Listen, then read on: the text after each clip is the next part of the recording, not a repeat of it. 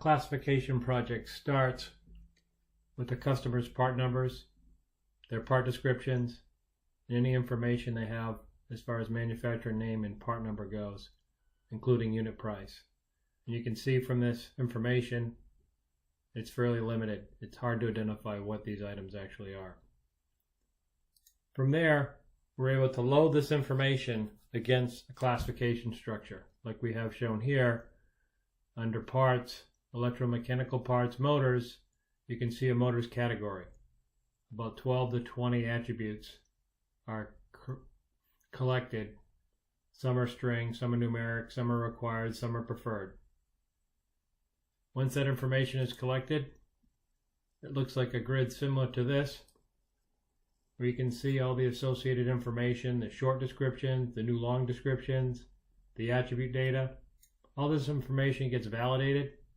You can see some of the errors in pink represent validation errors.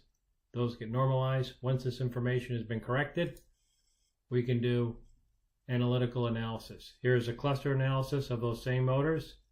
We prioritize these 5 or 6 attributes with weight factors, run the analysis, and we're able to group motors based on these key characteristics.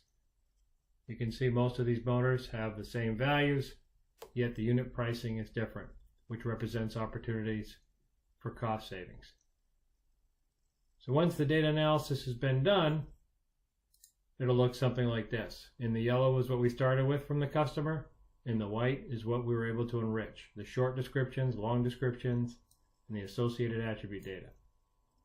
With this associated attribute data, we can also run reports.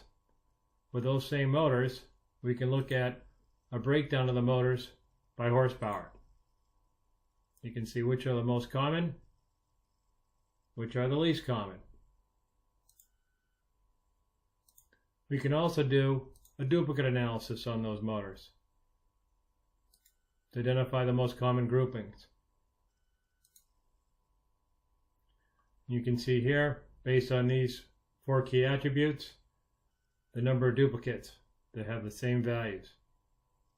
For this particular analysis, let me zero out the nulls. 30% of the duplicate, 30% of the motors are duplicate. That requires some investigation for rationalization.